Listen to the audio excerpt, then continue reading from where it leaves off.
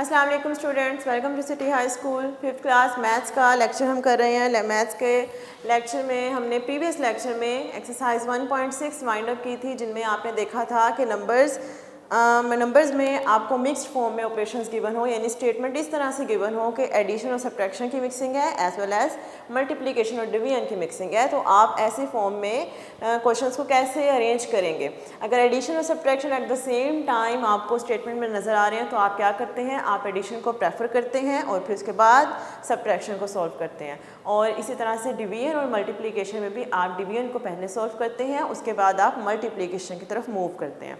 Hopefully आपने practice की होगी प्रीवियस एक्सरसाइज की, आपको इंशाल्लाह समझ आ गए होंगे क्वेश्चन। आज हम स्टार्ट करने जा रहे हैं the most important rule of mathematics, that is BODMAS rule. BODMAS rule क्या होता है स्टूडेंट्स, ये आपके लिए नई चीज़ नहीं है, आपने प्रीवियस लेवल्स में प्रीवियस क्लासेस में इसको पढ़ा होगा। बोडमैस रूल बेसिकली ये एब्रीविएशन है, किसकी एब्रीविएशन है, bracket of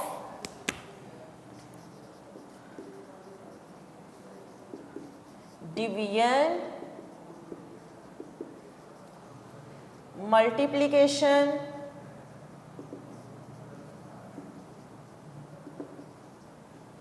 addition and subtraction.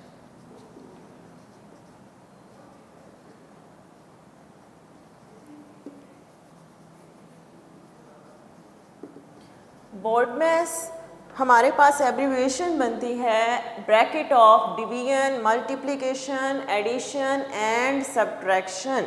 Now students, question is that what is the meaning of this statement. इस स्टेटमेंट का मीनिंग क्या बनेगा 5th क्लास। हम देखें, अगर ब्रैकेट को देखें तो ब्रैकेट का क्या मतलब होता है, ब्रैकेट ऑफ का मतलब है ब्रैकेट्स।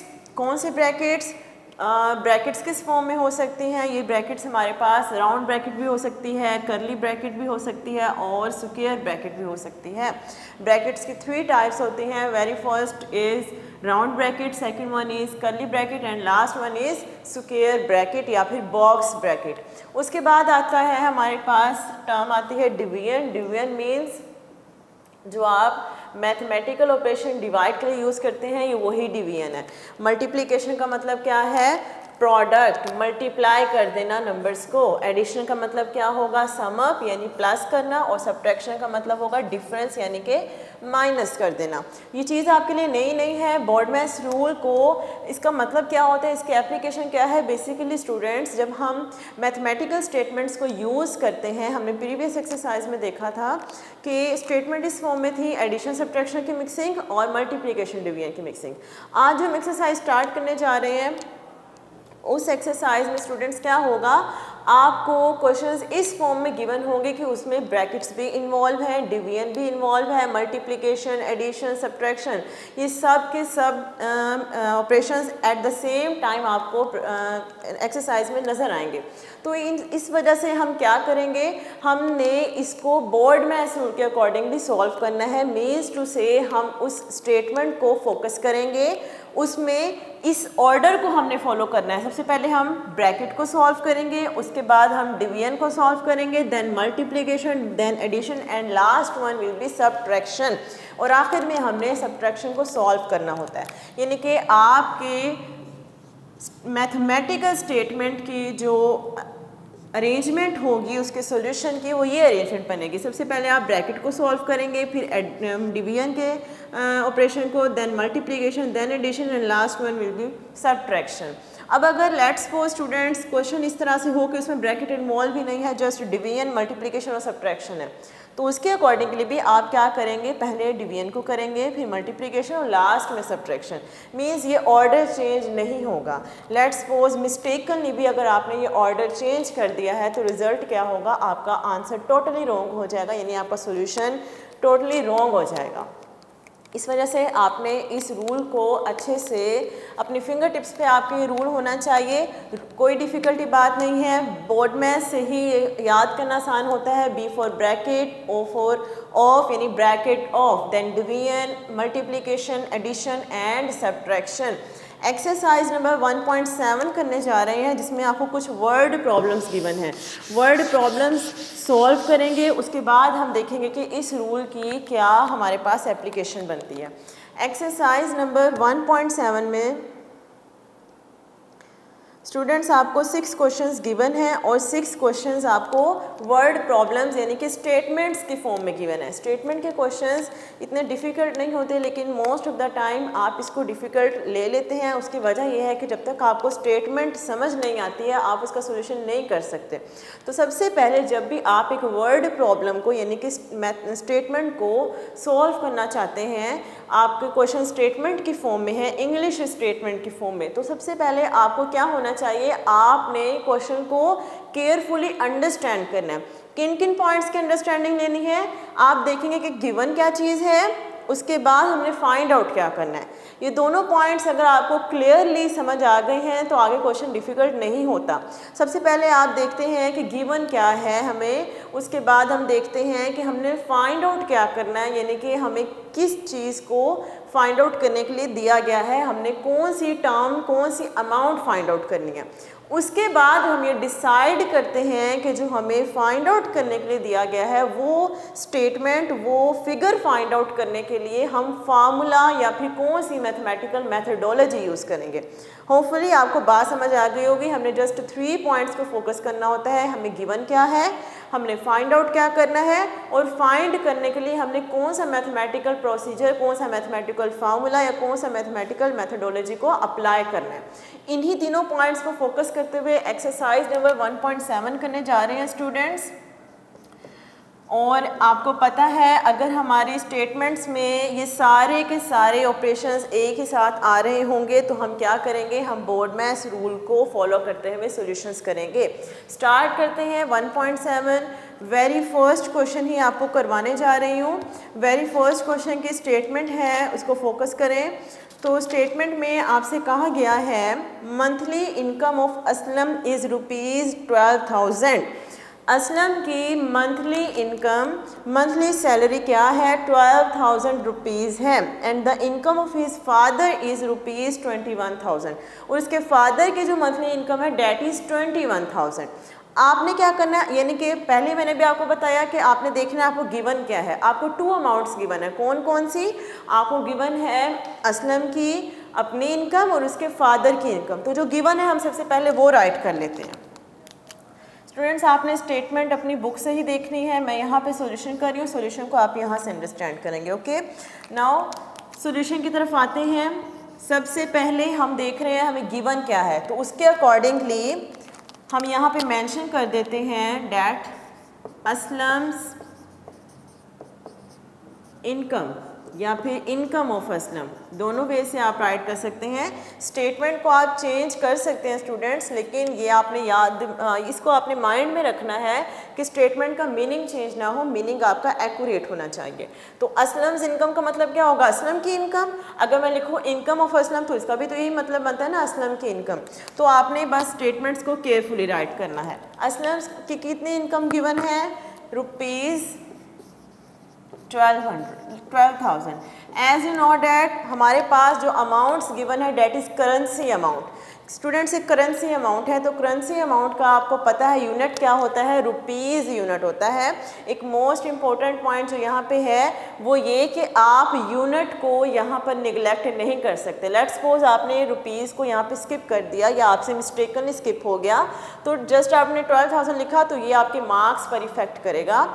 आपने यहाँ पे रुपीज़ को स्किप नहीं करना। और ये भी बहुत इंपॉर्टेंट पॉइंट है कि हम मोस्टली जब मैथ्स में अमाउंट्स और फिगर्स को राइट करते हैं, फॉर एग्जांपल हम किसी की हाइट राइट करना चाहते हैं, हम लिखेंगे फॉर एग्जांपल 5 फीट या 5 फीट 4 फीट, तो हम फीट को अमाउंट के बाद राइट करेंगे। हम ऐसे ही राइट करेंगे ना, 5 और फीट, यानी कि यूनिट बाद में आएगा। इसी तरह से अगर हमने डिस्टेंस राइट करना हो, हम लिखेंगे 8 किलोमीटर।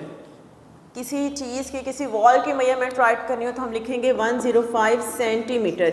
मींस हर अमाउंट में जो यूनिट है वो आपको फिगर के बाद नज़र आ रहा है। जस्ट करेंसी एक ऐसा यूनिट होता है, ऐसी अमाउंट और फिगर होती है जिसमें हम यूनिट को पहले राइट करते हैं। रुपीज़ पहले रिटर्न होना चाहिए, अगर आप बाद में राइट करेंगे तो ये क्वेश्चन को एक्यूरेट नहीं बनाता, इस वजह से हमने रुपीज़ को पहले राइट करना होता है। तो ये हमने राइट कर दिया असलम्स इनकम। इसके बाद हमें एक और पॉइंट भी गिवन था, that is his father's income. Father की भी इनकम हमें गिवन है।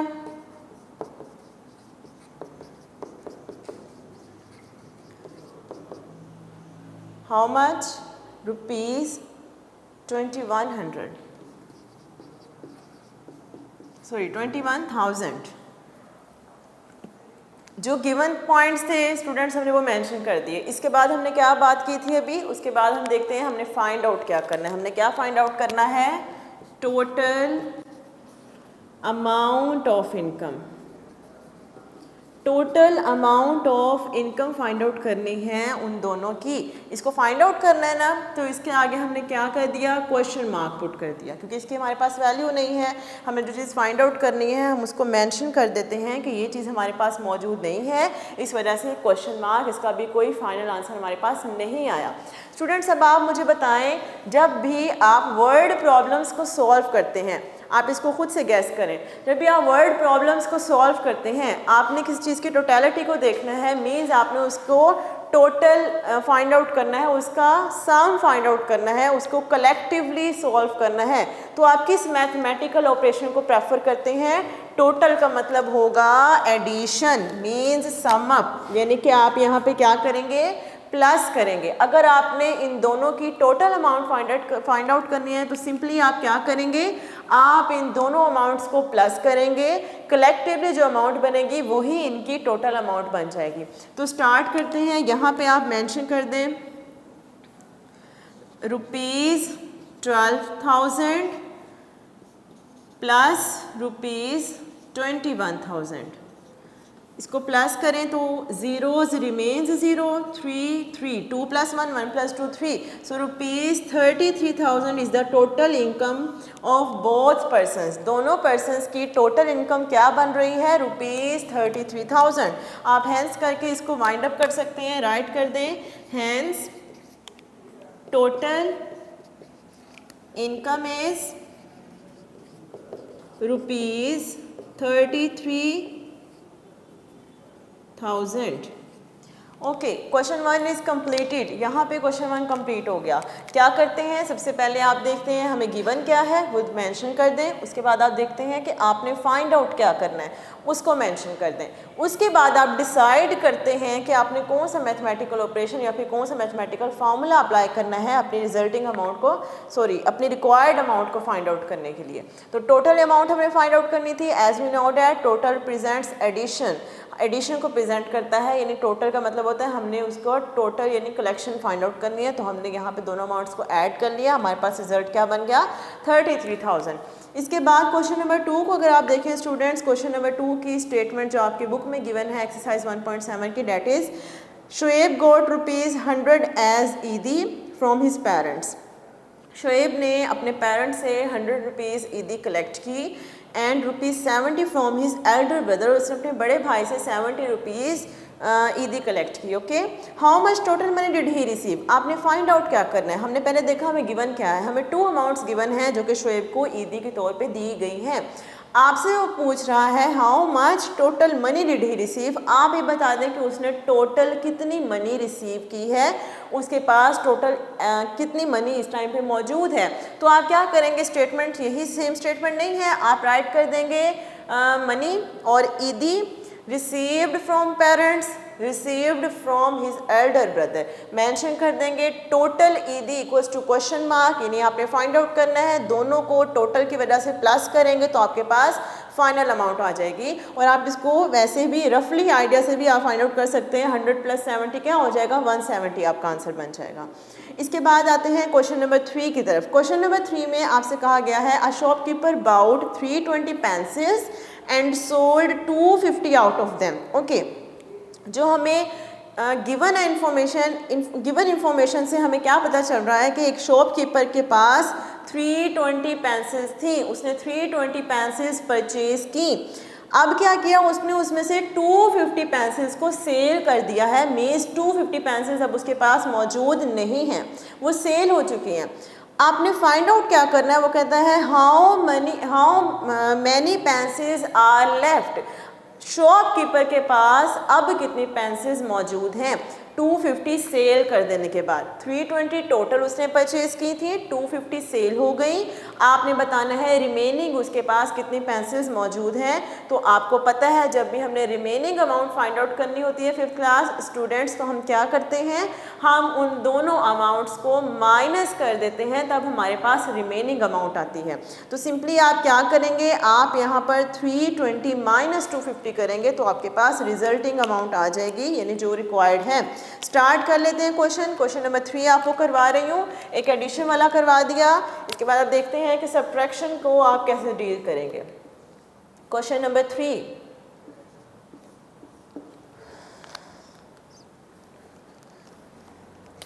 राइट कर देंगे shopkeeper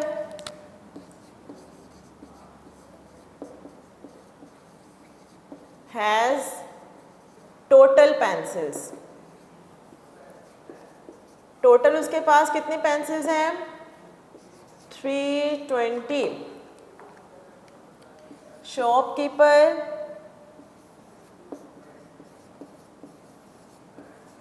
sold out pencils. Okay, उसने कितनी पेंसिल्स सेल कर दी हैं 250 pencils. Now we have to find remaining pencils after sale. तो आप यहाँ पे मेंशन कर देंगे रिमेनिंग पेंसिल्स, ये हमने फाइंड आउट करना है। तो इसके सामने हमने क्वेश्चन मार्क पुट कर दिया कि ये अमाउंट हम फाइंड आउट करना चाहते हैं। सॉल्यूशन कर लेते हैं इसका। रिमेनिंग फाइंड आउट करने के लिए हम इसको माइनस करेंगे, तो ये हो जाएगा 320 minus 250, largest amount minus smallest amount. हमेशा बड़ी में से छोटी को ही माइनस किया जाता है। तो ये 0 हो जाएगा, 12 माइनस 5 7। सो कितनी अमाउंट उसके पास पेंसिल्स मौजूद हैं 70 पेंसिल्स उसके पास मौजूद हैं। आप यहाँ पे राइट करेंगे hence he has 70 pencils after sale. 250 pencils sale करने के बाद उसके पास 70 पेंसिल्स मौजूद हैं। इसके बाद आ जाए स्टूडेंट्स क्वेश्चन नंबर 4 पे। क्वेश्चन नंबर 4 में क्या कहा गया है, क्वेश्चन नंबर 4 की स्टेटमेंट है calculate the amount of electricity bill. Given आपको नहीं बताया हुआ, पहले ही उसने आपको बता दिया कि आपने फाइंड आउट क्या करना है। आपने total amount of electricity bill find out करनी है। If a consumer consumed 160 units in a month at a rate of ₹7 per unit. वो कहता है कि अगर एक यूनिट की अमाउंट 7 रुपीज़ है, यानी कि पर यूनिट पे 7 रुपीज़ का बिल आता है। एक यूनिट अगर कंज्यूम हो तो ₹7 पे करने पड़ते हैं। आप ये बता दें अगर एक कंज्यूमर, एक कस्टमर 160 यूनिट्स कंज्यूम कर रहा है तो उसको कितनी अमाउंट पे करनी पड़ेगी। तो यहाँ पे स्टूडेंट्स हम क्या करेंगे, एक छोटी सी एग्जांपल से आपको बताती हूँ। लेट्स सपोज आपसे कहा जाए कि 1 पेंसिल 5 रुपीज़ की आ रही है, आप 10 पेंसिल्स कितने रुपीज़ की परचेज कर सकते हैं। तो आप क्या करेंगे, आप 5 को 10 से मल्टीप्लाई कर देंगे। 5 multiplied by 10 will be equals to 50। So we can purchase 10 pencils with the money of ₹50। आप 50 रुपीज़ से 10 पेंसिल्स परचेज कर सकते हैं। सेम यहाँ पे अगर 1 यूनिट की अमाउंट प्राइस 7 रुपीज़ है तो 160 यूनिट्स की क्या होगी, 160 मल्टीप्लाइड बाय 7 करेंगे तो आपके पास टोटल अमाउंट ऑफ बिल आ जाएगी। ये लास्ट क्वेश्चन कर लेते हैं, रिमेनिंग इंशाल्लाह हम नेक्स्ट लेक्चर में स्टार्ट करेंगे। लास्ट क्वेश्चन करने जा रहे हैं, question number 7।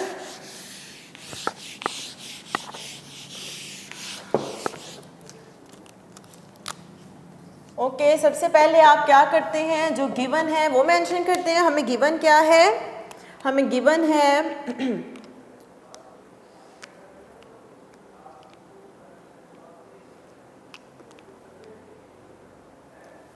Total units consumed, ये हमें गिवन है ना, टोटल कितने यूनिट्स कंज्यूम हुए हैं, 60 units.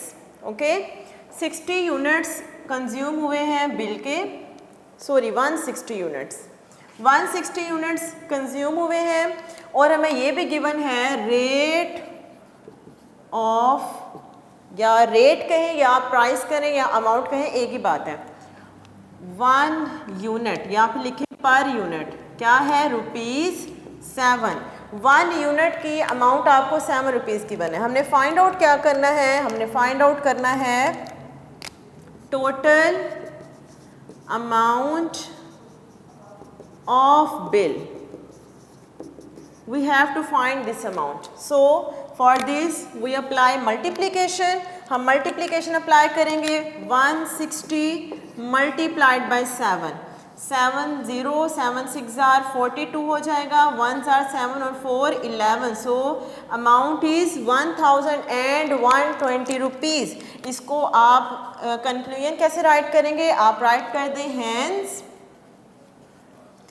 Consumer has to pay or customer has to pay ₹1020 for bill। Okay, या फिर यहाँ पे कर दे स्टॉप, तो ये भी ठीक है। ओके स्टूडेंट्स, होपफुली आपको क्वेश्चंस की अंडरस्टैंडिंग बन गई होगी। नेक्स्ट क्वेश्चंस जो हैं इंशाल्लाह हम नेक्स्ट लेक्चर में स्टार्ट करेंगे। तब तक के लिए अल्लाह हाफिज़ फ्रॉम सिटी हाई स्कूल।